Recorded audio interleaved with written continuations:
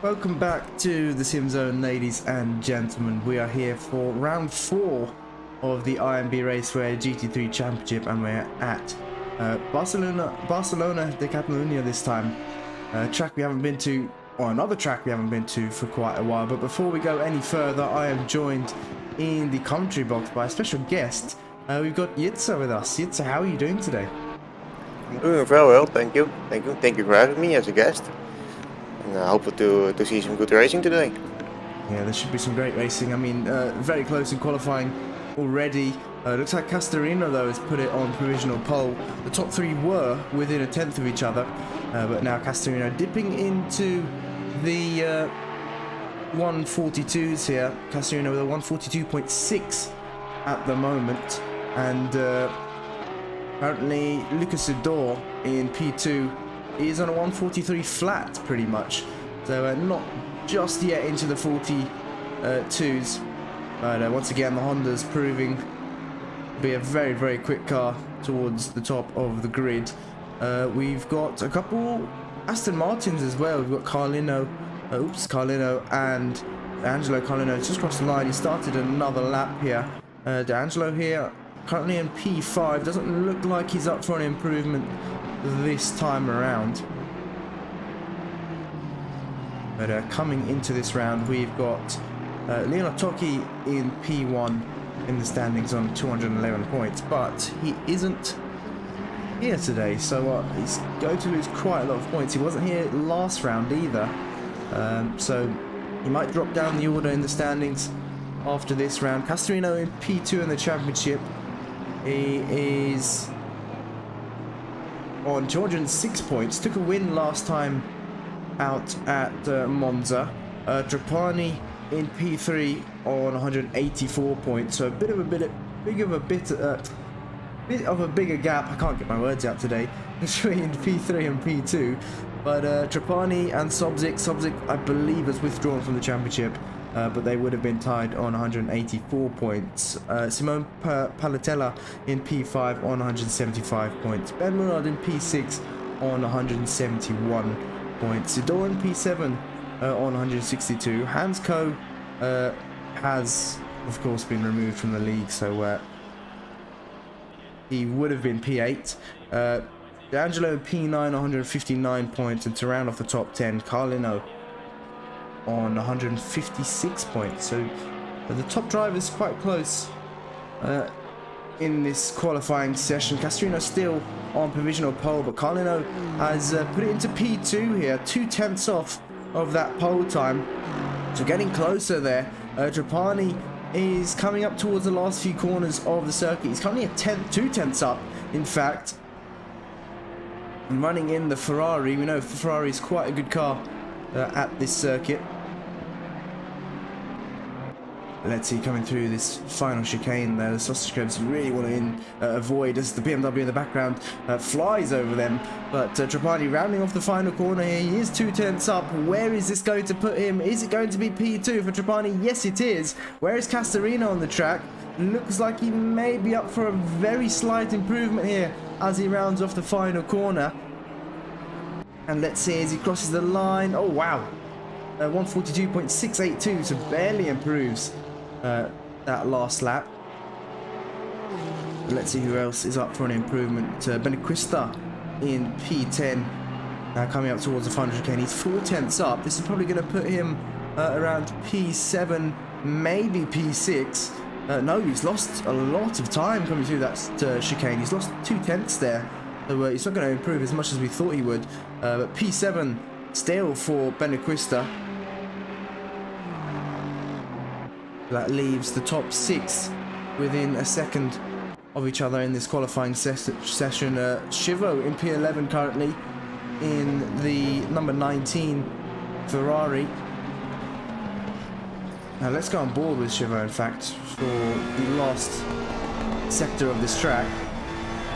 So they're a bit hesitant on the throttle from Shivo. I'm sure that would have lost him a bit of time on the exit. That was heavy braking zone coming out towards this hairpin, using a bit of the curb on the inside and using all the curb on the exit. Important not to go on that yellow sausage curb, or the yellow double curb, whatever you like to call it. It can lose you quite a lot of time. But Shivo with a bit of traffic in front of him. This isn't going to help him whatsoever. It's going to hinder him and slow him down on these last few corners. And the BMW there moves out the way. He knew he wasn't going to make that corner, so not really getting in the way of Shivo too much, but he's 3/10 up as he crosses the line, and there we go, up into P7 for Shivo. Great lap there. Now it puts, well, still the top 7 within a second of each other. Shivo's going to return the car to the pits. Patrick Den, he was in a different car beforehand. He has switched now, but that means his points have been reset to 0. But in the Porsche, currently running in P10 at the moment. Looks to be much more comfortable in this car than what he was in last time. I can't quite remember what car he was in. But he is currently 2/10 up here, and he could be up for a good improvement. There's still more time to be found in this last chicane here. Looks like he has found a bit more time there. 4/10 up now for Patrick Den as he rounds the final corner. Where is this going to put him on the grid? Let's see. As he crosses the line, he might be able to get one more lap in. He will. P6 there for Den, and he's still got another lap to go. Sidor currently a 10th up. He's still got another sector to go though. But it looks like he's lost it on the exit. Mullard currently sitting in P10. He's 3/10 up, running in the Audi. It's super close here between the top 10. Oh, well, not just the top 10. The majority of the grid is really, really close in this qualifying session. It's such a balanced grid here in the IMB Racewear GT3 Championship. But as Mullard rounds the final corner, he's 3/10 up, and this is possibly going to put in P6. Yes, P6 there for Mullard. Castorino is another 2/10 up on this lap. So yeah, looks Castorino like on an absolute flyer he is. Yeah, he is. Even gaining more time here. Incredible. Yeah. Looks like he lost it on the exit though. I think it was a bit squirrely on the entry, but he's still a 10th up, and he's going to improve as he crosses the line. There we go, 142.595. So that's pretty much the qualifying session done then. Castorino on pole, Trapani in P2, and Carlino in P3. We'll be back very shortly for the start of the race, so make sure to stick with us.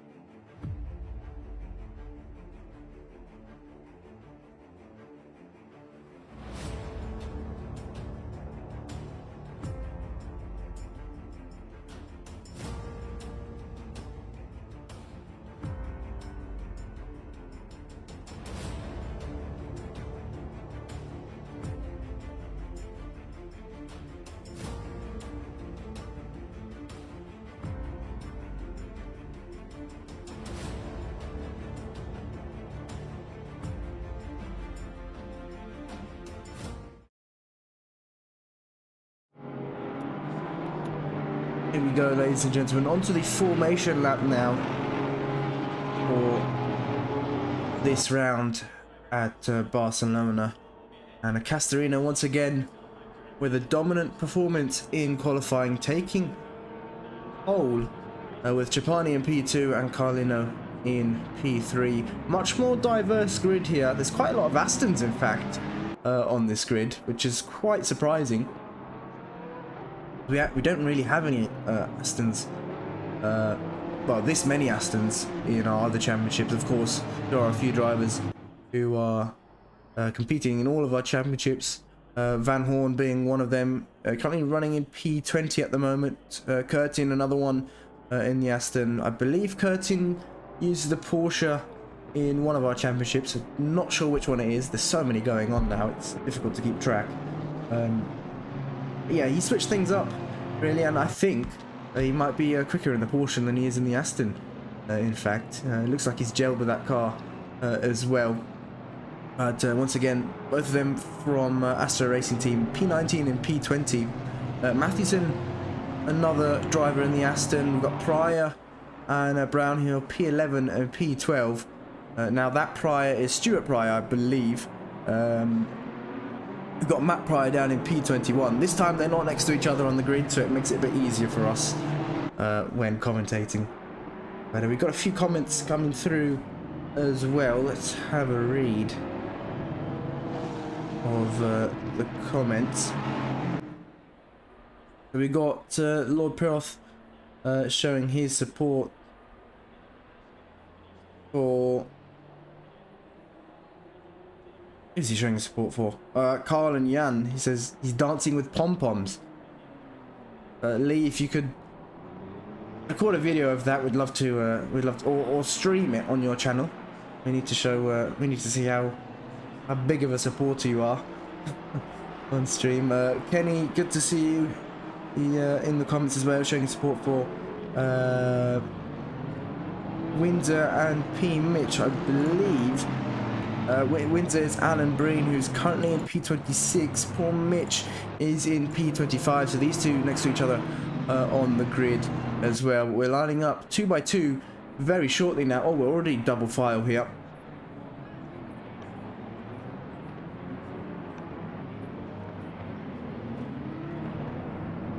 Yep, this is the part where everybody hopes to have the tires on the right pressures and the right temperatures, and yeah, lining up to get ready to go. Yeah, it's a very warm track here at Barcelona, so I think they should have their brakes and tires up to temperature already. But here we go, about to go green here for round 4. And there we go, we are green. In fact, earlier start than I expected. Castorina off to a good start, pulling towards the racing line here. He's not going to need to defend into turn 1, but Trapani's got Sidor all over the back of him. Sidor pulls to the inside here very early on, and we're almost 3 wide into turn 1, but it looks like Trapani holds on, and Sidor still slots back into P3. Mullard in P4 currently, trying to get this move done oh no, Mullard down into P5 in fact. Carlino has got up a position there into P4, so Mullard has lost the position off the start. We've got a gaggle of cars just in the background here. Looks like that's Palatella and the BMW getting overtaken by Shivo. Shivo on the inside there, so moving up a position well, he's moved up 2 positions. So far there's all this contact. No, and looks like the Aston didn't hold their brakes. We've got a few more cars around now. That looks like Benaquista has been involved in that incident. They've got going once again, but we've got cars all over the grid. Oh my god, that looks like it was Mathewson as well. There Hard into the area. Hard contact, yeah. That car's gonna have trouble. Yeah, he's got some heavy damage, although doesn't look like it's actually that much, surprisingly. His rear wing looks yeah, doesn't look quite correct. It looks a bit off. Yeah, it looks a bit off. Yeah, just a bit off. Yeah, he's struggling to get the car around there. Trapani currently running in P2 still. Castorina has opened up a second gap to the Ferrari in P2, and looks like Trapani more focused on what's behind him at the moment. He's got Sidor hunting him down, breathing down his neck here on the opening lap. Carlino still there or thereabouts. Mullard in P5 is pulled away from Shivo now. Shivo It's also pulled away from Palatella. But yeah, not a great start for some of the drivers. Yeah, Matheson in the pits as well, I'm not surprised. He's going to need to repair that damage, and I think he pulled over and returned to garage. And then in the background, that looks like it's D'Angelo down the inside here of Patrick Den. So he's up into P8, a good move coming up towards turn 1. Looks like the Porsche didn't have the legs on the straight, as we know, to hold on to that position. And while these two continue to battle, Kutcher in P10 is catching up to them. Stuart Pryor in P11, look at this train behind, all catching up to this pack up in front. And is that Blanchet? No, who is it in the background? I think it was Pryor having to defend that position against Barth here in P14. Now Barth obviously still running that livery, of course, but attacking Pryor at the moment. Maggieri in P15 as well. Had quite a good showing last time out at Monza as well, but he's got Brownhill all over the back of him, and Brownhill had an amazing race at, I believe it was round 2 Brands Hatch. That was our last broadcast. We missed the broadcast for Monza. But yeah, Brownhill pretty much went from P10 down to P20, 20 odd, and then back up to P10. He had such an amazing recovery drive, and still scored some great points in round 2. So we're looking forward to seeing what he can do this time around. Obviously currently in P16 at the moment, and he's involved, well, he's thick into this battle already. There's Curtin just behind as well in the Aston Martin. Puschetti there in P18, who I believe had a bit of contact. No, he's started P22. In fact, he's moved up 4 positions from the start.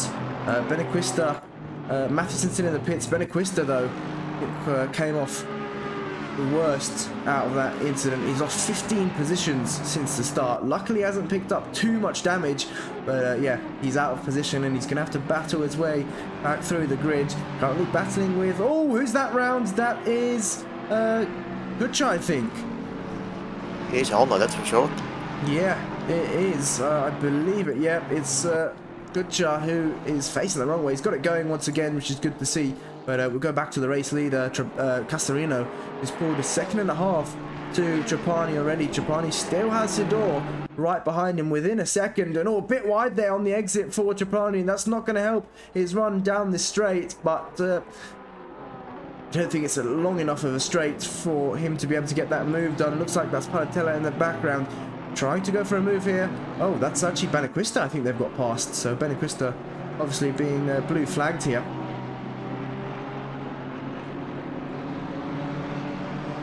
Now, of course, we do have a mandatory pit stop in this race. Just brought that up. And Benequista, I think, trying to unlap himself here, but doesn't really want to go. I think it's Chivo that's behind him. Oh, is it? Oh, yes, Chivo, yes. Yeah, Chivo, he missed his braking point, and yeah, the BMW just passed him. It's really nice. Ah, so that makes sense why he's trying to battle for position then. So yeah, good spot. He has lost a bit of time though to Palatella after that mistake. We skip back down to Pryor in P10. Look at this train he's got behind him. I mean, this isn't the best camera angle, but we can just about see the Audi of Pryor behind. And I said the two Pryors went on track next to each other, and what's happened again? They're P10 and P11, so it just makes it even more confusing for us. They found each other. Yeah, it just happens. It always happens. They always find each other on track somehow.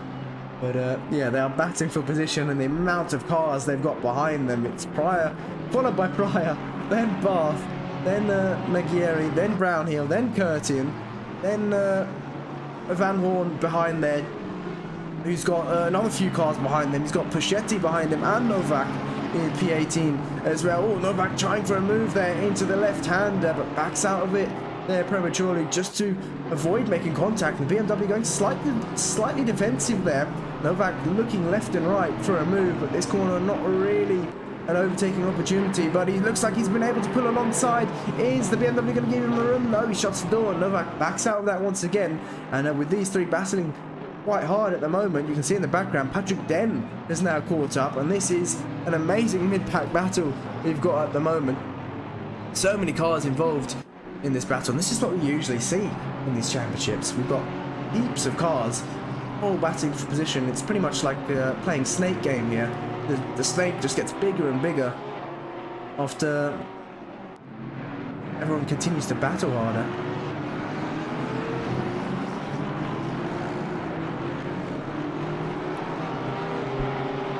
Yeah, it's a fun thing about these championships. There are a couple of guys who are really good at defending, but they are not the fast on track. But it makes for beautiful battles and beautiful trains, like you see right now. For example, Van Hoorn, he's not the quickest guy on track, but it's super hard to pass him. Yeah, and it looks like we were 3 wide there into turn 1. Barth losing 2 positions on the straight. He's down to P14, and Brownhill up into P12 there. He's passed McGarry and Barth on just 1 corner, so he's made 2 positions there already. And looks like McGarry going defensive here just to stop Barth, trying for a move, and Curtin trying to poke his nose up the inside now. Maybe trying to capitalize on this battle just up ahead. You can see the 2 Astro Racing team drivers on track together once again. And Barth, look, he's almost pushing that McLaren round. He's really putting on the pressure now, but this section of the track is so difficult to overtake on.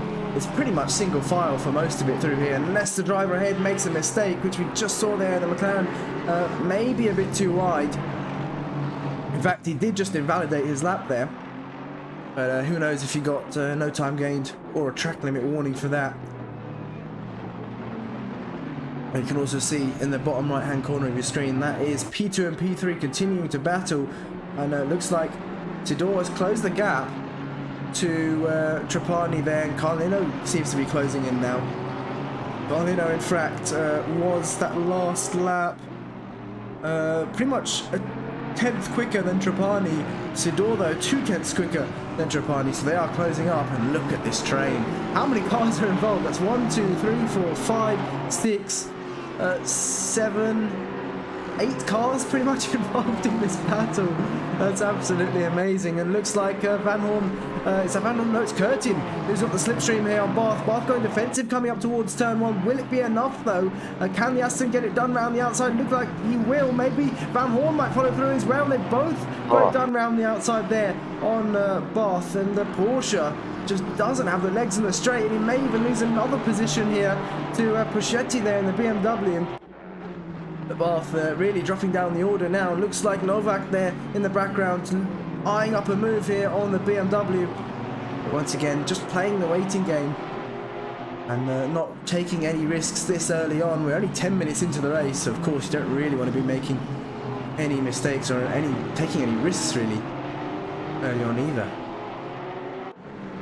I think some guys are even playing a little bit of the long game, because this track is really killer for the tires.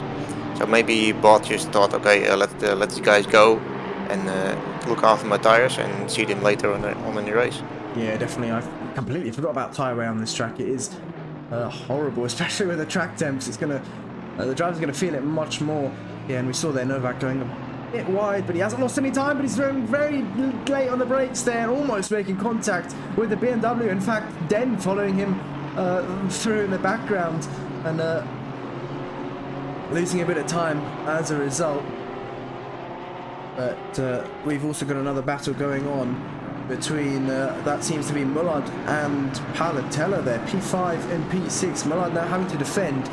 He's lost, but he's about 3 seconds to, well, more than that now. He's about 4 seconds, yeah, let's say about 4 seconds to Carlino in front. So he's been separated there from the top 4. Now he's having to defend his position against the BMW behind.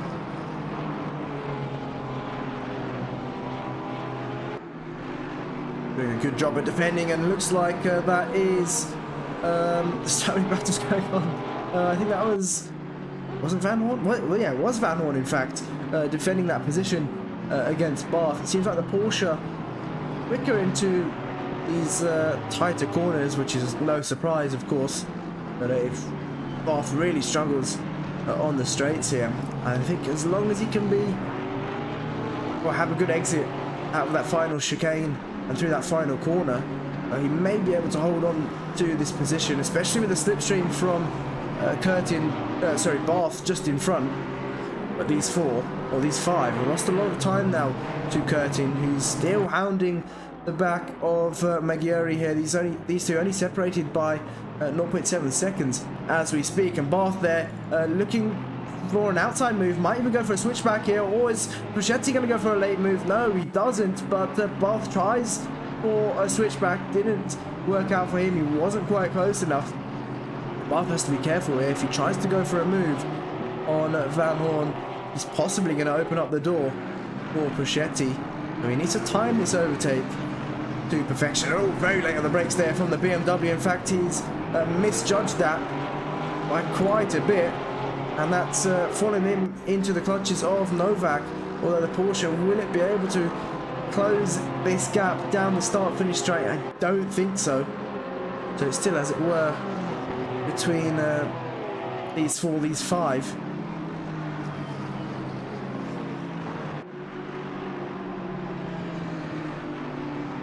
We look to Curtin now, who's still battling with Maggiore. We go to Mullard and Palatella now. These two haven't, I mean, they have been battling, and they actually are losing time to Shivo just behind, but neither of them, well, Palatella doesn't really seem to be going for any moves here. I think, once again, like you said earlier, Yitza, they are playing the waiting game. We're still very early on into this race, so I think most of the drivers working together, trying to make some gaps here in this race, and then they'll start to battle. But the pit window is about to open as well in about 6 minutes, so we may even see some drivers with early pit stops. We quickly go to P3 here. These two separated by just a couple tenths now. They're really battling hard for this position, but even while battling, they're only 3 seconds back to Castorino. So Castorino, that last lap was a 1:43.4. Let's see what it is for Trapani and Sidor. 1:44.1. So yeah, that last lap, they've been battling very hard. They are now losing time to the leader here. For Carlino as well is a 1:43.7. So he is closing in to P2 and P3 ever so slightly.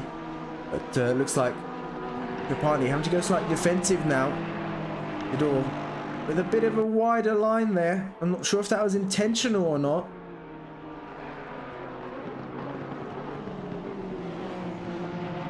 Let's go on board now with Sidor here in the 199 Porsche.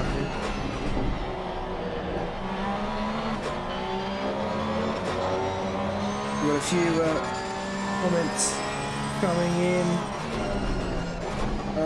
Lord Perth saying, oh, we've got some support for Benny Quista. Kenny saying, come on Mitch. Paul saying, Lord Perth saying, Paul and Melanie doing well after that hectic lap. CJ saying, which one of the priors has priority? That's his dad joke of the day. Yeah, that's a good one. And we've also got some more support for Daniel, I believe is that Daniel Benequista? I think it is. Yes, it's Benequista, so more support for him as well in the comments.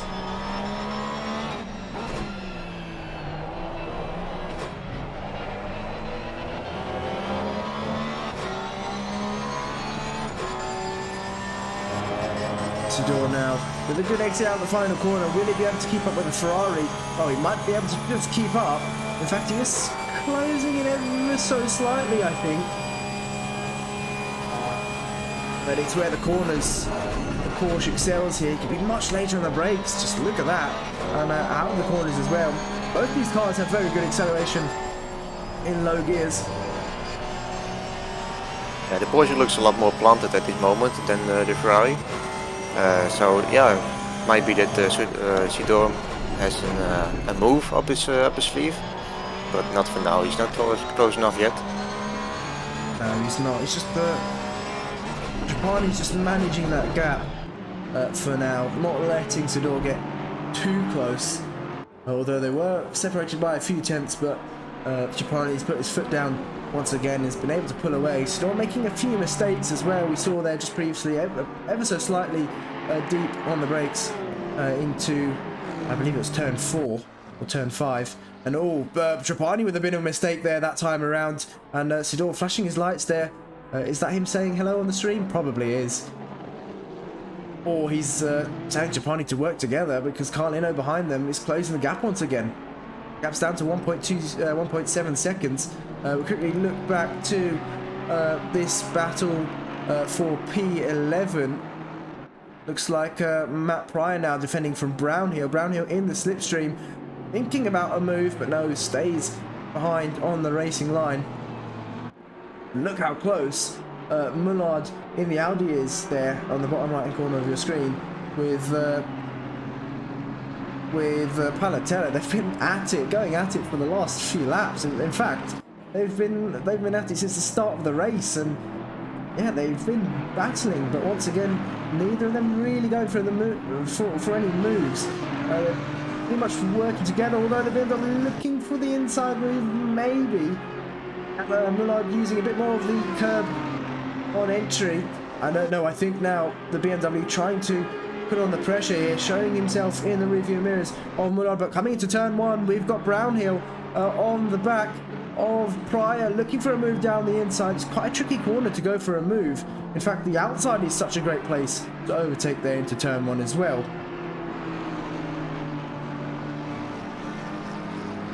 It looks to be a better exit there from Brownhill. He's going to look towards the inside. Pryor's left the door open. He's going to try to hold around the outside though. It looks like he's held it there, but he's gone a bit wide. And can Brownhill get back at him? Maybe go for a bit of a switchback here. It's quite a tricky corner to go for a switchback in, but he might be able to do it here. Pryor still ahead though. There's not any overlap between those two cars, and Matt Pryor there holds on to that position. Great battling between the two. The pressure is really being put on, and Brownhill looking for another move down the inside. He's really forcing Matt Pryor into an error here. We saw there Pryor just ever so slightly missing the apex of the corner, and he's going really defensive now, coming up towards the hairpin. Can Brownhill go for another switchback? This is a great place for a switchback. No, he doesn't go for it, surprisingly. So he slots back in. And look how close now Mullard and Palatella are. Looks like Mullard's going to go defensive here, coming up towards turn one. He's kept the car in the middle of the track, moves towards the inside now, and surprisingly the BMW finds the inside line. Mullard moves over to the outside. Can he hold it around the outside though? Looks like they are side by side still, nothing separating these two, and I think Palatella might be able to get that move done. Wow, what a move there around the outside of turn two. A lot of respect and mutual respect between those guys, and yeah, it turns out in a really good battle. And what's happened to Pryor? He's sat on the pit entry line. Oh no, I think he's made a huge mistake as Pryor. He's pitted a bit too early. And, well, he's going to lose heaps of time here. He needs to wait a couple seconds for that window to open. There we go. Now he's going to continue. And, yeah, that was a huge mistake there from Pryor, pitting way too early. That's going to cost him, yeah, a lot of time in this race. He's quite lucky that no other people were coming behind him. Yeah. But then again, he was too early. Yeah, he was very, very early. Well, let's have a look at Sidor and Trapani once again. Still separated by about a second, so not a whole lot going on there, but they're still 3 seconds behind Castorino, so they've been keeping up with Castorino, in fact, even while battling, well, sort of battling.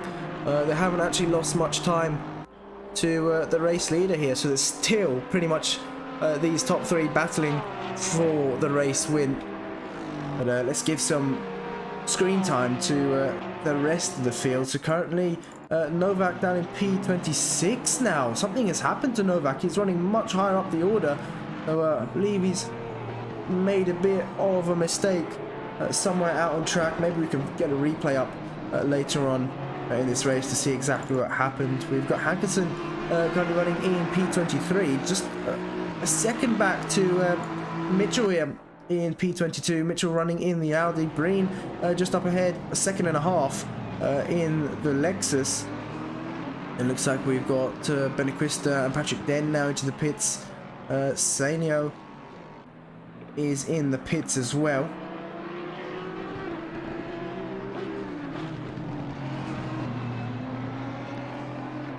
Yeah, when you're in the back half of the pack, early pit stop is always a good option, because you'll be sure you have clean air around. But once you're in the front half of the pack, you always want to go late. Yeah, because you can end up being in company, which you don't want.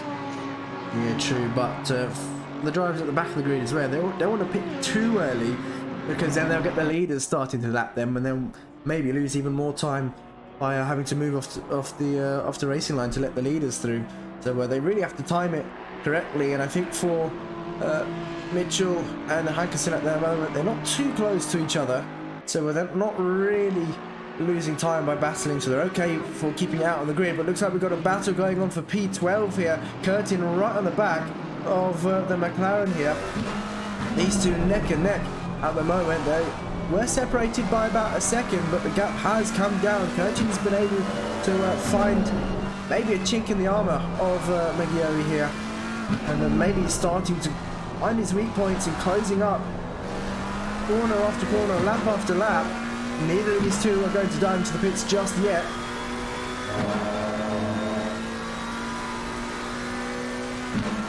I was going defensive early. Yeah, he's going to be on the marbles though. I think he's just trying to break that slipstream. Surprisingly, Curtin not following in the slipstream, but maybe he's just not... well, doesn't really need to, but Maggiore a bit deep on the brakes there. Curtin much more confident through turn one there. Yeah, that's dirty tires there. He had some troubles with in turn one, and yeah, Curtin was able to close the gap a little bit. Yeah, that may have been why Curtin didn't follow him. He didn't want to be on the marbles coming into turn one. And looking at Sidor and Trapani once again, they're even closer this time around.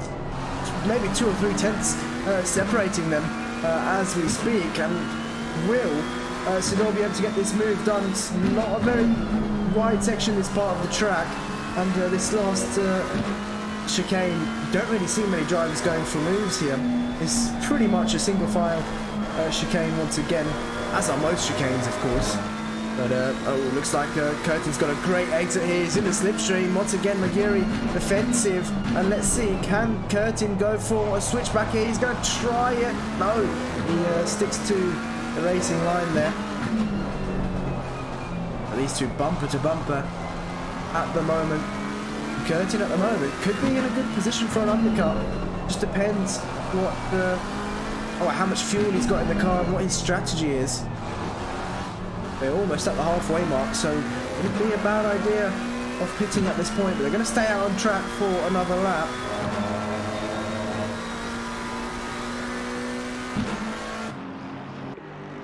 We're going to switch to Breen and Mitchell, who are... Oh, what's happened to Van Hoorn? Oh, he's lost the car. He's down into P17 now, Van Hoorn. I believe he lost it out of the final chicane there. And that's what the yellow flags were for. That's really unfortunate for Van Hoorn, who's running such a good race. But we're going to look to Alan and... Breen and Mitchell, who are neck and neck now.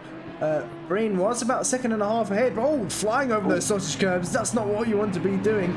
Luckily, I don't believe there's floor damage in ACC, which is very lucky, because I think Breen's mechanics would be yelling at him at the moment. Yeah, and he's lucky he's in the Lexus. If you would do that in a Ferrari, you'll be dead. Yeah, you'll be facing the wrong way yeah. out of that chicane. But he's been able to hold on to his position even after that mistake. Now these two race with us on PS5 as well.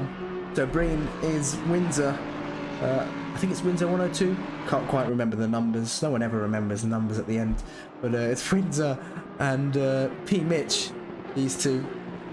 Now I know there's quite a few supporters in the comments for these two. They are currently battling. Shivo now into the pits. Curtin and Maggiore still battling, but that gap has opened up to about 1 second now. But looking at Sidor and Trapani, that's still within about 1 second, these two. But once again, Sidor, he catches up, and then maybe it's the dirty air. He's just not able to stick with the car in front.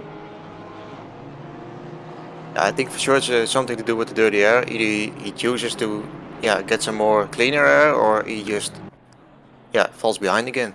Yeah, that's why I think for Sidor, maybe an earlier pit stop would be the way to go. He seems to have the pace over the Ferrari in front, and if he can pit early, get out into clean air, and just focus on putting in those laps, the undercut might work really well for Sidor. So we'll see if he tries his chances on this lap and pulls the trigger.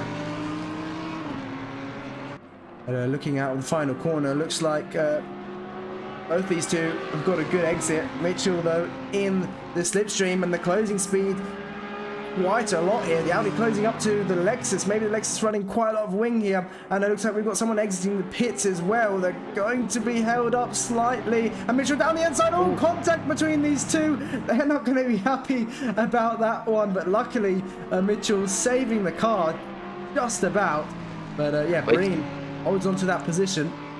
Great save with Mitchell there. He almost faced the wrong way, but he got it. Yeah, he caught it up right very well, and he lives to fight another day with green. Yeah, now I'm not sure if these two are in voice chat, but they usually are when they're racing on PlayStation. But they are definitely good friends, these two. So I don't think there'll be any bad blood between them. But the Lexus, well, both of them got a bit of damage after that. I don't think it's going to be too much to really hinder their performance. They are very equal on pace at the moment. Maybe Breen slowing down ever so slightly now. Tyre wear we know on the Lexus is horrible. And Mitchell looking towards the inside here, very late on the brakes. He's going to make the corner though. Looks like he's gone a bit wide. But no, he's kept it within track limits. So a great move there from Mitchell down the inside. Very late on the brakes, and very confident with that move. And up into P18 he goes. Let's have a look at Castorino, who is kept out on the track. Trapani and Sidor still neck and neck here. Sidor hasn't pitted, which is interesting. Yeah, it's quite a surprise. I'm sure it's in his mind to do an undercut, but yeah, it has to fit in the strategy. Yeah, or maybe he's just waiting for Trapani to pit, but I don't think Trapani's going to pit. He's got clean air. There we go. Sidor now into the pits, and this is where you'll see if the undercut works or not. He's got 10 minutes left of the pit window, and I think Trapani, if he wants to... Yeah, these are some very important laps for Trapani. Yeah, I think if he wants to cover off that undercut, he's going to have to pit this lap, because Sidor definitely has the pace over Trapani, and I think if Trapani can pit this lap and cover off that undercut, he may still come out in front. But of course, you've got pit stops, which is a whole other element. It's not just driving into the pits, it's stopping your box correctly, and if you get that wrong, you could be delayed by a few seconds. And we've got looks like that is Curtin now into the pits there in the bottom right hand corner of your screen as well. He was battling with Maggiore, and Maggiore stays out on track, so he's in provisional P6 at the moment.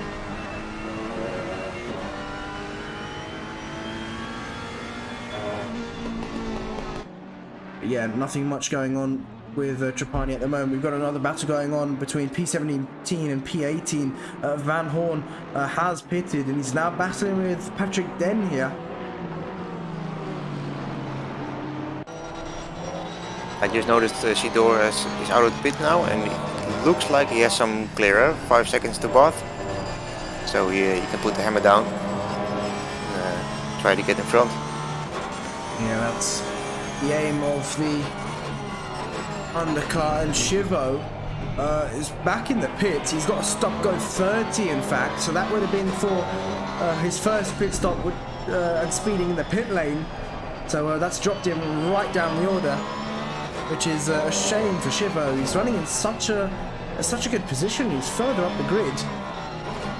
It just goes to show one little mistake into the pits and it can cost you a number of positions.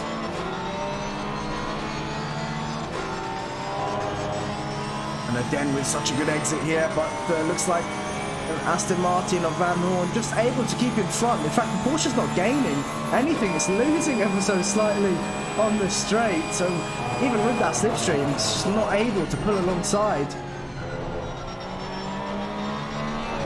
And Van Hoorn being confident enough in the top speed to not defend. Yeah, it's also, he's not phased whatsoever by that Porsche behind. And Van Hoorn has been racing for a long time now, so he knows exactly what to do in these situations.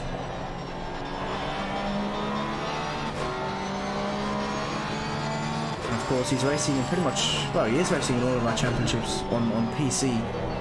So he's getting a lot of experience, a lot of practice with defending and attacking, and it all does play an effect. Yeah, and it looks like a really good exit from Den, but he's got nowhere to go there. Had to lift off the throttle.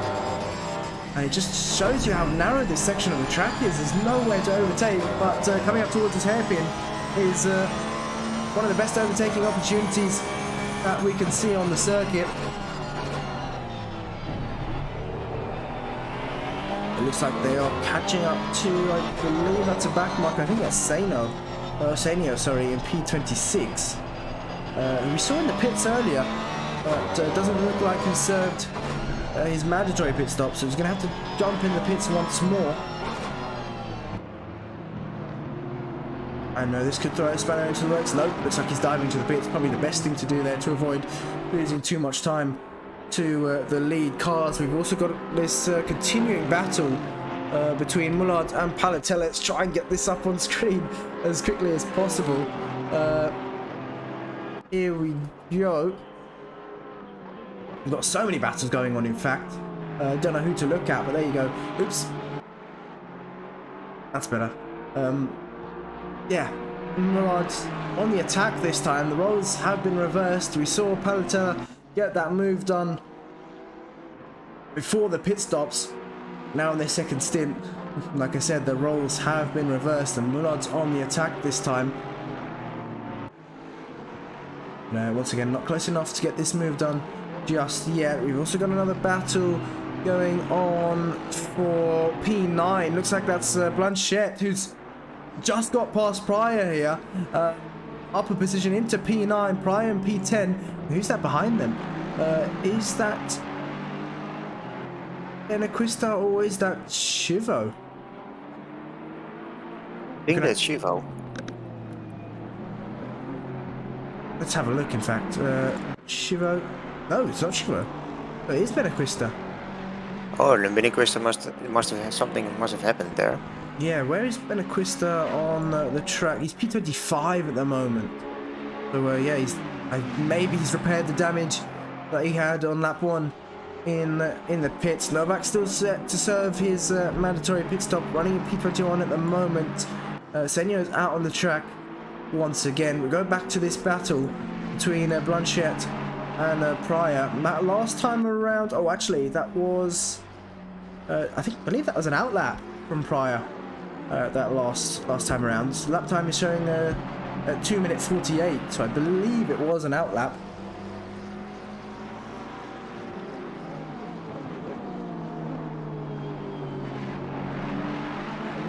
So of course, if that was Pryor's outlap, his tyres wouldn't have been up to optimum temperature, and Blanchette, with being out on the track for longer, he's got that move done. And into P9. Still got Brownhill yet to pit as well. Novak has just pulled the trigger there into the pits now.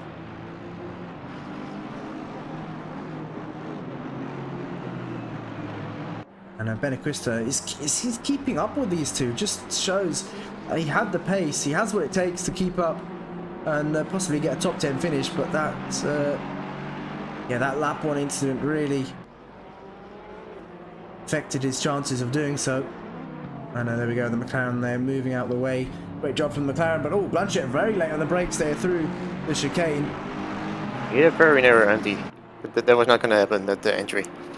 No, but he's in fact lost time by doing so here, and looks like he's going to have to go defensive up to turn 1. He's left the inside open here for Pryor, and Pryor's got the straight line speed to get past. He's slingshotted past him, moves back over to the racing line, and he's got that move done.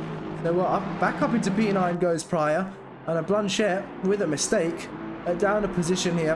And of course the Ferrari behind, I think trying their best not to get involved in this battle, but of course they want to unlap themselves. They're entitled to do so.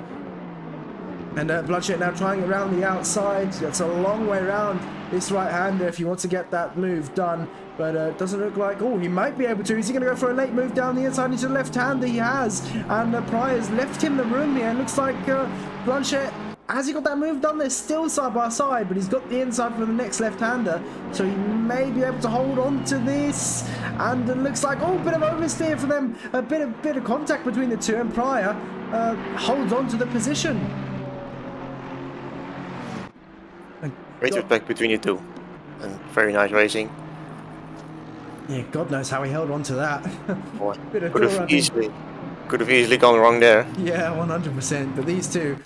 They know each other, I'm pretty sure, and they've raced with each other many a time, so they've got that respect for each other on track, which enables them to race this closely, even with a bit of contact, which is perfectly fine in GT racing. Door rubbing is just part and parcel of racing, in fact. And we look down to E17, Proschetti and Pryor here. And Proschetti defending against the Audi behind. Now Pryor, you can see how much time he's lost due to that pit stop. He was neck and neck with the other Pryor. They were pretty much on track together, and yeah, I mean a bit of a mistake, bad strategy call there from Pryor. I think he'll be firing his strategist after this one. Didn't get the best exit out of the final corner, so it doesn't look like he'll be able to get this move done into turn one. Looking down at Kusinskas and Shivo here, they are neck and neck. Shivo once again out of position, and looks like he's got the slipstream coming up towards turn one. Is it going to be enough to go for a move down the inside? Kusinskas not going defensive into turn one, but he doesn't need to there. He's able to brake late enough to hold on to that position. After this long right-hander, got to be so patient into this corner, and you see the throw in the background, a bit too wide there. It doesn't seem like it's cost him too much time. Now the gap between Mullard and Palatella has opened up to just over a second here.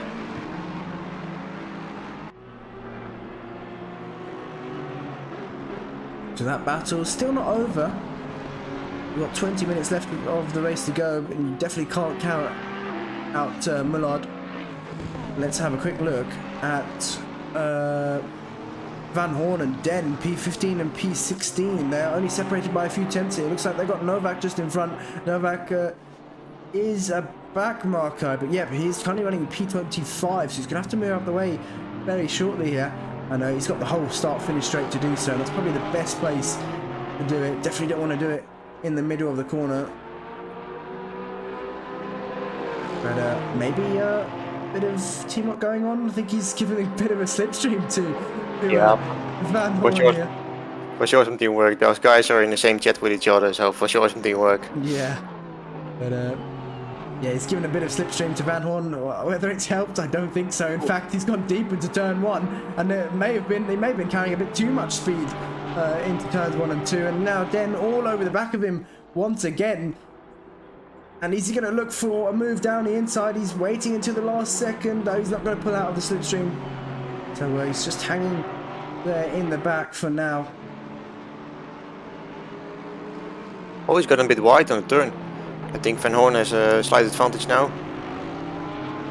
Yeah, he's pulled away slightly after that mistake from Den. The gap about a second between these two. Let's look back to Pryor and Blanchette. They're still battling, these two, very even on pace, and looks like Pryor, oh, left the door open there on the inside. That could have been a lunge from Blanchette, but he decided not to go for that, and Pryor bouncing over the sausage curb there on entry.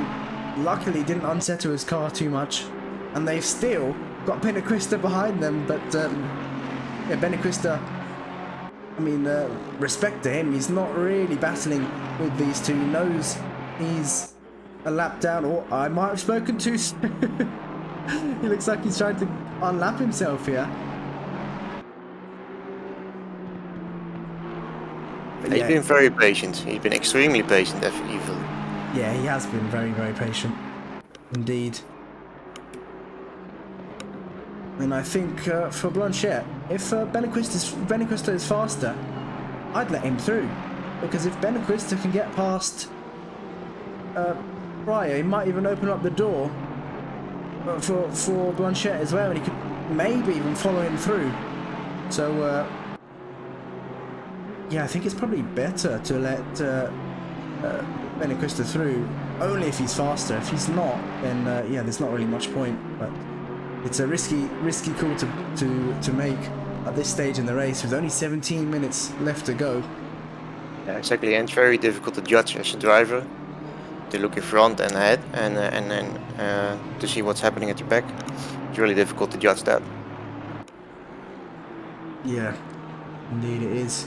And of course they've got no like pit crew or no teammates in their ear telling them, oh, the driver behind you is faster, let them through. So like you said, it's all down to the drivers to judge this while racing on track, which isn't easy to do at all. And oh, a bit of a mistake there from Pryor, running a bit wide, and that's not going to give him the best exit out of the final corner. Blanchette's got the slipstream, but he's not close enough once again to get this move done. Let's see how quickly the Ferrari can close in, if it can close in at all. Looks like he is ever so slightly, but yeah, it's not going to be close enough for a move into turn one.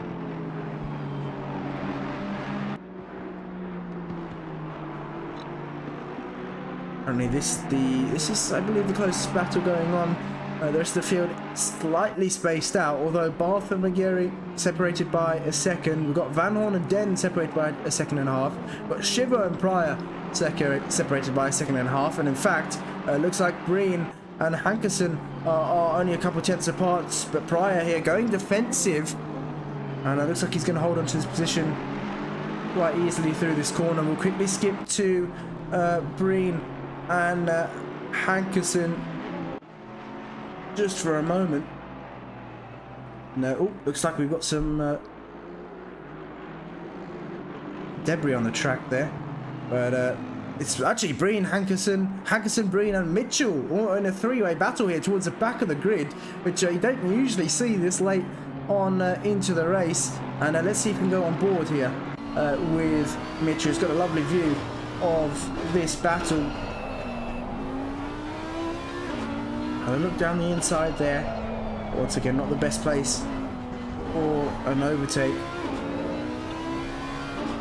And Alexis, we know, is quite quick on the straights, but maybe running a bit too much wing, because Mitchell last time was able to close in a lot to that Lexus, and looks like Breen's pulling out the slipstream there, trying to go for a move on Hankerson, and is he going to get it done into turn one? Looks like there is enough of an overlap between these two. Hankerson taking the outside line. He may be able to hold on to this, but can Breen hold it around the outside through turn two? Looks like he will. It might even be three wide here. No, we're not. But Breen has got past Hankerson, and Mitchell's trying the same, but doesn't look like he will be able to follow Breen through. So Breen up into P21, Hankerson down into P22, but a late move there from Mitchell. That was such a late move. I don't think that was going to pay off or work at all. But unfortunately, he came out worse from that attempt. And yeah, he's lost about a second or two to Hankerson there, or a second and a half to Hankerson. And now we've got the lead cars there coming to lap them. In fact, that is Blanchette, Pryor and Benequista coming to lap them. And actually, Benequista is fighting, well, will be fighting for position with Mitchell and Hankerson. So he's actually not been battling too much with Pryor and Blanchette, and that's helped him catch up to P23 and P22. So it's worked in his favour, actually. Yeah, and I just noticed that Blanchette found a way past Pryor. Don't know where it happened, but it happened. Good job by him. Yeah, I didn't catch that. Maybe we can get a quick replay up, but it's so difficult to get a replay up when there's so much action going on. We don't get any quiet time really to find any time for replays, so maybe we can find out towards the end of the race. But a good exit there out the final corner from Mitchell. He's going to use a slipstream, just try and slingshot past it. He's on the marbles on the inside, but looks like he is slightly ahead, coming up towards turn 1, and the Aston not letting him have much room on the track. He's keeping the car in the middle of the track, but Mitchell's got that move done into the braking zone, and now they're going to have to let the lead cars through very, very shortly. But they're going to have to time this right and try not to let Benaquista through, because they are battling him for position here. And I just noticed Benaquista has passed Pryor, so he's now in between those guys. Oh wow, yes, he has. And there we go, that's Hankerson a bit deep on the brakes. They tried to let the leaders through, but as a result, Benaquista has got that position quite easily there, and moves up into P23, and now he's right in the back of Mitchell here. These two are battling for position amongst the lead cars, which is quite difficult to do. They're not going to be wanting to move out the way very shortly at all. Well, it looks like Mitchell defending that position. Benaquista obviously out of position here. He should be much further up the grid. So I'm not sure if you have too much trouble getting past, but Mitchell, he's going to be hanging on. He's going to be defending for his life here with only 11.5 minutes left to go of the race. He's not going to want to lose another position. And it looks like he's left his indicator on as well. Look, he's trying to move out the way of the lead cars. Benaquista trying it round the outside there into the chicane. That wasn't really going to work. And in fact, he might have to let Pryor through now.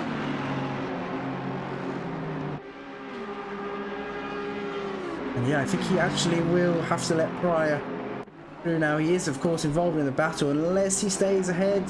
No, it looks like he will stay ahead. Looked like Pryor, he gave him the space to turn in. Yeah, I mean, Benaquista seems to be faster on track at the moment, so it wouldn't really make any sense for Pryor to get past at this stage. Once again, we've got that battle going on between Barth and Maguri. In fact, Barth has got past Maguri. Last time we checked, I believe he was behind, if I'm not mistaken. And looks like they have just passed Hankerson as well in P24. I think what we have on the big screen is quite interesting here, because we have two back markers battling, but Pryor is now also losing time to Curtin. Yeah, he is. Could get interesting here. And behind Curtin there's Barth and Maguri, so yeah, it could all come together here. Yeah. In the last few minutes. Yeah, he's losing a lot of time, because Blanchette is now 4 seconds up the road as well after making that overtake. So he's lost about 4 seconds here being stuck behind these two battling, and I think they will have to move out the way shortly if Pryor continues to lose time. In fact, Curtin is already here. He's right on the back of Pryor already, and I think Pryor might start to get a bit impatient here. It's quite difficult with the two back markers battling. I think they're trying to move out the way now. Not too sure. Benaquista's trying to go for this move, and looks like he's going to get it done round the outside there. I think Mitchell tried to... Oh, bit of contact between the two. I think Mitchell tried to let the lead cars through as well. And as a result, he's... Oh, Benaquista's lost the car on the marbles. Very wide there. And all that hard work just to lose it in the next corner. But that he really avoided the action. Good job by him by seeing what happened in front of him. Oh, there's been a bit more contact there between Barth and And Maggiore, I think Maggiore turned in just a bit too early there. It's quite hard to see exactly what happened. It looks like Maggiore's got back past somehow, so... Yeah, but he waited for Maggiore. I think Barth felt that it was his mistake, and the sportsman that he is, he let Maggiore past. Yeah, Barth is one of the fairest drivers, one of the most, well, probably the fairest driver on the grid, I think. Well, across any championship I've really seen. You don't really expect anyone to return the position in a championship like this when there's a lot on the line, and a mistake there from, I believe that is, yeah, Hankerson. And Benedicta gets past there once again. He's lost heaps of time after that mistake. Let's go back to our race leader very quickly. Castorino has got a 5.5 second gap to Sidor. They've been quite close together, in fact. Over an hour race, the gap's only 5.5 to 6 seconds, which isn't much at all. Just goes to show how even in pace these top three are, but Sidor he's actually got past Trapani. I didn't catch that. Let's see if we can get a replay of where that overtake was done. Was that in the pit stops? I believe it was. Might have been, because yeah, Sidor had a really clean track in front of him, and maybe Trapani had maybe a bad pit stop or a bad in-lap. It could have easily happened in the pits. Trapani does have the fastest lap, so he's for sure hunting down Sidor, or trying to hunt him down and get in his nerves. Yeah, in fact we can bring up the pit stop times just to see what happened in the pits. So yeah, Trapani there, 1.5 seconds slower in the pits compared to Sidor. That looks like where the move was done for Sidor.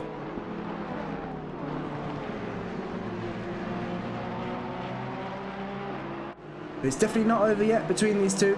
They are only separated by a couple of tenths, and I think it's going to go down to the wire here for these two. But the roles have reversed once again. Sidor is now defending for the last 6 minutes, and Trapani's on the attack. Now, usually we see drivers getting a bit desperate towards the end of the race, taking a few more risks when trying to go for the move or trying to get past. You see there Sidor flashing the lights there for the back markers just up in front. But it looks like the back marker's not causing any trouble for these two. Let's quickly switch to, we've got another battle going on for P19. That's Pryor and Kosinskas. Let's see if we can find them on track. Yes, we found them just now. Here we go. Kosinskas in the Lexus at the moment, just behind Pryor. They were closer than the gap shows. They're only separated by a few tenths. That's why. Pryor wide though. Looks like he's gone way too deep on the brakes, and they're side by side here. Pryor has the inside. Can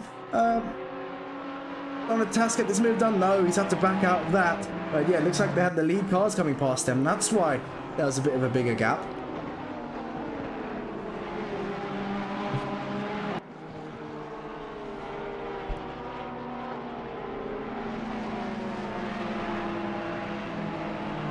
We get between them two now 4 tenths. In fact, the Lexus is closing in on the straight down to 3 tenths. The Lexus of Donatas really using that power to get close enough, but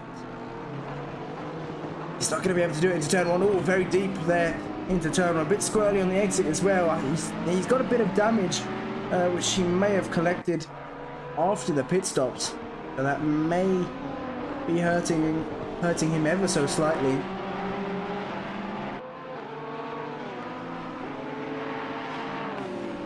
Sidor and Trapani still well involved in this battle. The gap between them two is now a second, so Sidor starting to pull away ever so slightly.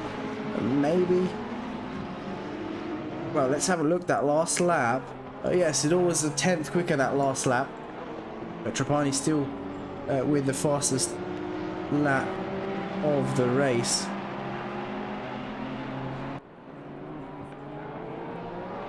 Yeah, it's a very difficult situation those guys are in right now.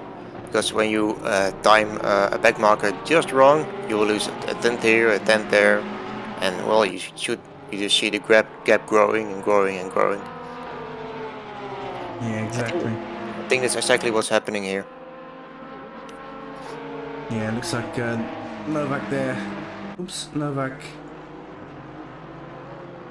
getting, well, moving off the racing line there. Let the leaders do it. They wouldn't have lost any time at that point. But yeah, it's just down to whoever can get through the traffic more efficiently, really. And at the moment, Sidor seems to be doing a better job. It's usually, most of the time, it's easier for the car ahead to get through back markers than the following car. So yeah, like you said, that's what's pretty much going on at the moment. We've got Barth on the back of Maggieri still. These two very even on pace at the moment. Maggieri, that last lap on a 146.4, and for Barth it was a 146.4 as well. Barth was only 100 slower, so they're very, very similar in lap time at the moment, and still Pryor and Kasinskas in that battle as well. In fact, we'll quickly switch over to them because they're only separated by a couple tenths here. Kasinskas trying everything he can to get past, looking left and right. But it's not the time to play the patient game. Only 2 minutes left to go, so he's really going to be putting on the pressure here, trying everything he can to get past. And this could be it. If he gets a good exit out of this right-hander, he could have such a great opportunity of getting a move done here on Pryor, but from the looks of it, he's not close enough. He needs to be focusing on that exit to get a move here, move done on Pryor. Maybe out of the final corner, Kasinskas can get a great exit, but slightly wide there. And that's going to open up the gap a bit more. But actually, no, it didn't. I think Pryor had a bit of understeer there. So maybe his tyres struggling now at this stage of the race. Yeah, he really seems to be struggling with some understeer now, and this is a good exit from Kasinskas. He's much closer than he was last time around when he was following Pryor. Let's see if he can get this move done into turn one. Pryor's going to have to go defensive as he does. Moves towards the middle of the track. Which way is Kasinskas going to go? He's going to look towards the outside here. He's got much more tracking and open up the corner now. And can he do it around the outside? No, it's just not gone enough there. I think if he chose the inside, he may have been able to get that move done. But yeah, going a long way around is most of the time much more difficult here. But oh, was that a bit of contact between the two? Very close. Looked like it may have been, yeah. And Kasinskas trying it around the outside once more. Is that a lead car? Yes, it looks like it is. I believe that is Angelo behind them. I'm not 100% sure. In fact, let's bring up the manufacturers once again. Yeah, I think it is D'Angelo behind them.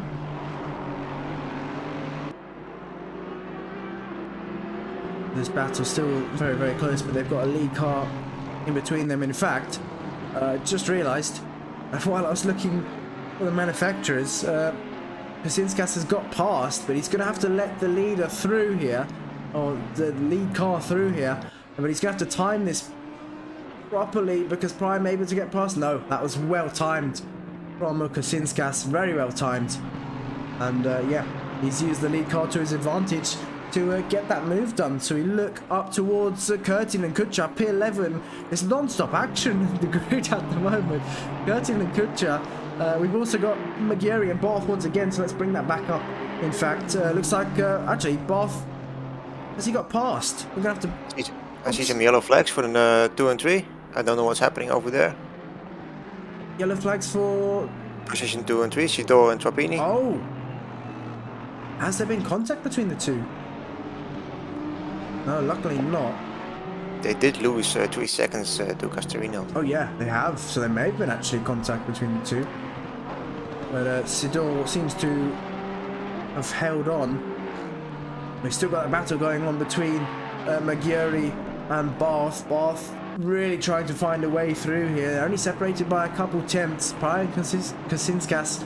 God, that's been difficult to say. It's a bit of a tongue twister for me. Separated by a second now. So that battle, although not completely over yet. I see Barth getting a really good exit. Yep, but will he be able to do it? I don't think so. He's backed out of that. And Castorino now rounding off the final corner. He's celebrating a bit too early here. Never celebrate too early. I could have ended in a bit of tears for him, but he crosses line P1 here at round 4 at Barcelona. Sidor's going to cross the line, holding on to P2. Trapani in P3. Arlino here battling Palatella on the last lap now, but looks like he might be able to hold on. Yeah, not really any braking zones now through this final corner. And even though it's going to be a bit of a drag race to the line, the Aston Martin will be able to hold on. So Carlino in P4, Palatella in P5. Mullard is going to cross the line in P6. D'Angelo is going to round off the final corner in P7. Bit of a mistake there from Barth, who's continuing to battle with Maggiore. He dipped the wheel onto the gravel there, but D'Angelo is going to cross the line in P7. Brownhill coming through the final chicane now is going to cross the line comfortably in P8, and he started in P11, so he's had a great race today. Gained 3 positions from the start, and there we go. He's going to cross the line in P8. Blanchette as well with another positive race. Started in P13 and he's moved up 4 positions from the start. And in fact, the driver with the most positions gained, I believe, is Curtin. He's gained 8 positions from the start. That's an amazing race from Curtin. Pryor's going to cross the line in P10, and Curtin, yeah, started P19 and finished P11. Yeah, incredible race from him. And looks like Kutcher's going to finish in P12. Maggiore is going to hold on there to Barth. And there we have it. Castorino in P1, Sidor in P2, and Trapani in P3. We'll be back shortly for some interviews with the drivers, so make sure to stay tuned.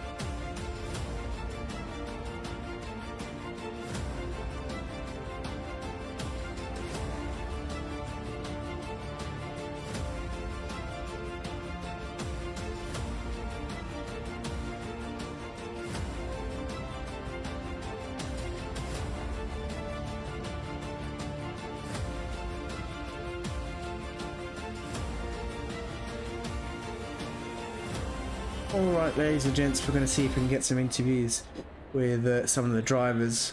We've got Sidor in. Sidor, great race from you.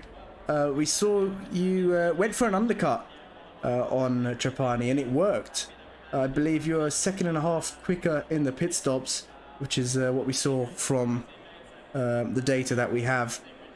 And yeah, the undercut works for you. You got P2, and yeah, tell us how you're feeling after that race.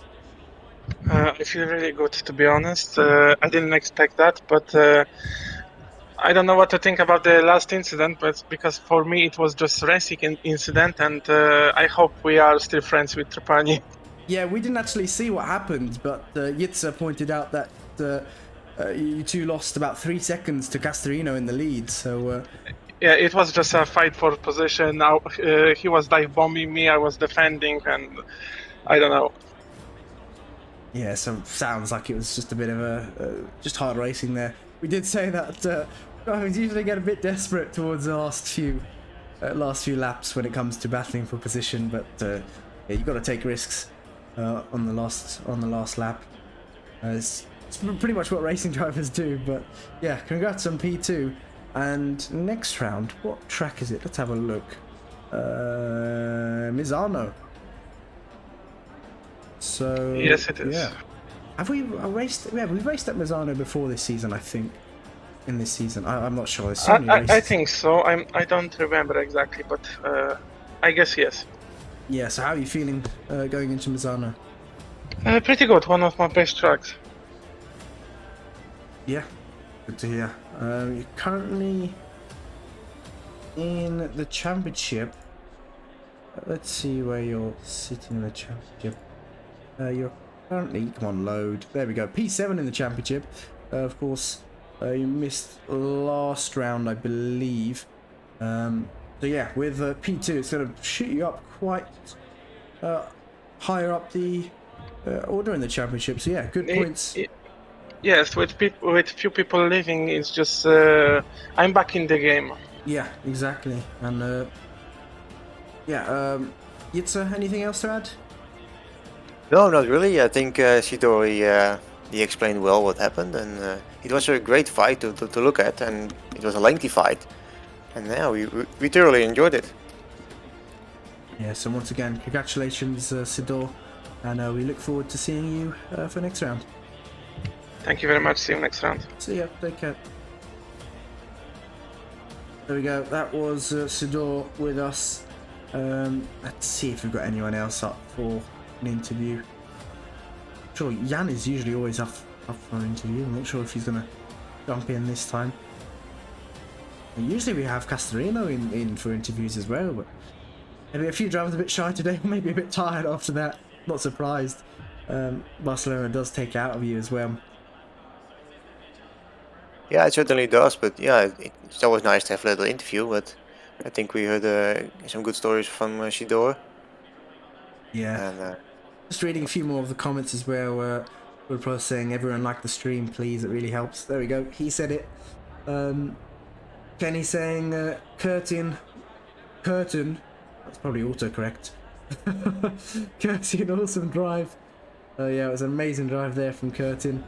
Got some more support for Sidor in the comments as well. Oh, it looks like we got Palatella. Can't remember where Palatella finished. Let's ask him. Palatella, hello. Hello. Hello. How was that race from you? We saw you had some great battles, I believe towards the end as well. I can't remember where you finished, so could you remind us? Yeah, finished P5. Yes. For me, it's not that bad, but it could be better because, of course, I lost a lot of time in the first stint because of Muller. And yeah, for that battle I've lost a lot of time, but yeah, it was very fun. I mean, very clean, very respectful. I enjoyed that a lot. Really nice battle. Yeah, that's good to hear. I know you're currently sitting P5 in the championship, so P5 finish in today's race. It's going to be a good point as well. Last time out at, was it Monza, I think it was? Yeah. You had a podium finish, which was great points for the championship as well. And yeah, you finished ahead of Mullard or behind Mullard? I can't remember. In that race, particularly, yes, I finished ahead of him. Yeah, so in the championship, you're only separated by 4 points, so that's going to give you some more points over him in the championship. Okay. So yeah, you extend that gap. And moving on to next round, we've got Misano. How are you feeling going into that round? Misano is a track that personally I enjoy, but I don't know. We will know where we race and where we do practice, where we are, and yeah, of course, kind of, you know, my target is also, you know, to be near the top 5, into the top 10, and consistently be there. And for me, that's quite enough, because I mean, I'm not that quick, so I try to be consistent. Yeah, I mean, well, you've been being consistent so far this season. You finished P7, P8, P3, and P5, so all within the top 10. So yeah, pretty much fulfilling your goals of the season so far, which is quite an achievement. Yeah, it's a good achievement. Yeah. So once again, congratulations on that finish, and we'll see you for next round. Thank you. Take care. Bye. Bye. There we go. We've got a couple more interviews to get through. Let's see if we can get them in. We got Angelo in. Hello. How are you feeling after that race? Where did you finish as well? Because I can't remember where anyone finished this race. So yeah, if you could remind us, that would be great. Good evening. Well, I start P5 and I finished P7. The race was good, except the contact at the first lap with Schivo. For the rest, it was okay, but manage the Aston with tires was very hard today. So just keep to drive. I just continued to drive, and then I got the result. Yeah, I think tyre wear was one of the things we were looking out for as well, with the track temperature being quite high. So I'm not surprised you did struggle with the tyre wear, but currently sitting P9 in the championship. Another top 10 finish, which is good to see from you as well. I know Palatella, I believe, is part of the same academy as you? Yeah, it's the same academy, yeah. Yeah, so yeah, top 10 finish as well for you is quite a good result.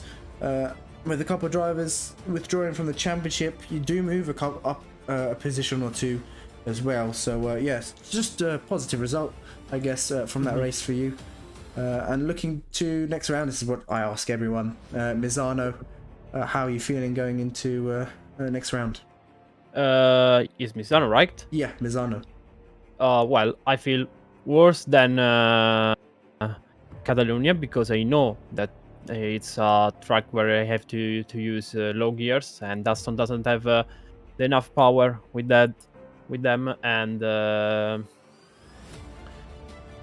so it's difficult to do a prediction for the race. So the main goal is just to be focused and hope for a good result. That's it. Yeah.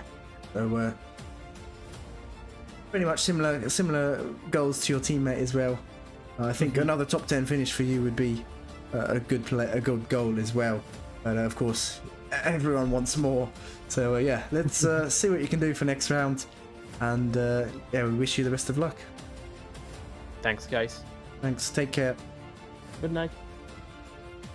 There we go. Well, we may have. I didn't expect to get this many interviews. Yeah, people are flooding in right now. We're just we get these two more, and no more else after that. Let's move over. Manuel Novak. Hello. Oh. Hello. Yeah, how was that race from you? I know you started well, but you dropped right down the order. We didn't know. We didn't see what happened to you. So yeah, let us know. Yeah, I was pretty happy. To be honest, with my pace this race. I think I could have kept it like in the middle somewhere, 15, 14, I don't know. But I was pretty cautious on the start. I really didn't want to die, so I like dropped 5 places. And I thought I could, okay, so I can go for it, like catch up with Barth and Van Hoorn and Curtin, like the whole train. But Hooschii was in front of me, like until turn 8. He was also held up. I think I was a little bit faster. we were talking actually in the waiting room right now, and watching it back. I just went for it and braked way too late, and then I killed him. I tried to correct him, and I think then I even made a mistake and turned left on Benedicta. So yeah, not really a good race on lap 8, and from there on it was just I had to pit 5 minutes before the window, and then it went basically down. But I tried, to do the best and make the best out of it. Yeah, I mean, you had great pace, nevertheless, which is good to see. You've got potential in yourself, which is always great to see. Yeah. I believe I remember you saying you turned off, I think it was stability control that you might have had on by accident, and you found much more pace by doing so. Yeah. So, yeah, I was really struggling with myself for the first 3 races, dead last, 2 seconds off, and I was really struggling what's happening. And then I found the stability control being on 40%, which is the standard when you install the game. And then I turned it off, and I gained 1.5 to 2 seconds, and so I'm in the middle of the pack now. That's pretty confident for my first championship. So I just try to learn and be very patient and not try to kill someone. So this is why I really feel sorry for Puchetti, and I really want to do that on the my first championship. Be too aggressive. I just want to learn. yeah, I mean, well, that's part of learning is making mistakes as well. So, yeah, it's all part of the process. But yeah, you had some good pace nevertheless, and yeah, I think onwards and upwards for next race for you. Yeah, thanks a lot. Yeah, thanks for joining us, and we'll see you for next round. Thanks. Bye. Take care. Right, one more to get through. There we go. Looks like we've got Puchetti with it. Wait, have we had? I can't remember who we've had interviews with. Don't think we've had an interview with Puchetti yet. No, not yet. Chet Nope. is here. Hi everyone. Oh yeah, we had an interview with Palatella. I'm getting confused with the names now. But, Yeah. We're all Italians. I mean, Yeah. it's getting confusing. Yeah, and you're all part of the same academy as well, which makes it even more confusing. Yeah. Yeah, how was that race for you? I mean, it was good. I started P22 and I gained 4th position, but it could be better. I got hit 2 times. But yeah, I think I couldn't do less than that, and just I had fun, so. Yeah, so where did you end up finishing again? P18. Yeah, 18. So yeah, bettering your best finish of the season so far. Yeah, it could have been better because in Monza I spun myself. I could have been P10 or P11. So yeah, yes. Sucks. Yeah, it happens in racing, but you're in the BMW M4, aren't you? So going into next round Misano. The M4's a decent car at Misano, but how are you feeling going into next round? I'll see when I hit the track because I didn't really practice at all. And considering it's my first 3 races ever in SEC, so Wow. I started 2 months ago racing, and my first race was the first of these championships. So yeah. Oh, that's brilliant. Then you're just doing quite well for only been racing for a short amount of time on ACC. So, yeah, I think you should be happy with yourself with your performance so far. Yeah. But yeah, congrats on the result once again, and we will see you for next round. Thank you. Goodbye. Goodbye, take care. Oops, there we go. Finally got through the interviews.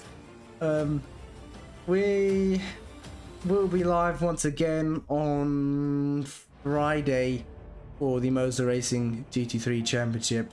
Thursday is our break. We've got nothing going on there, for now at least. But yeah, Jitsa, thank you so much for joining me once again.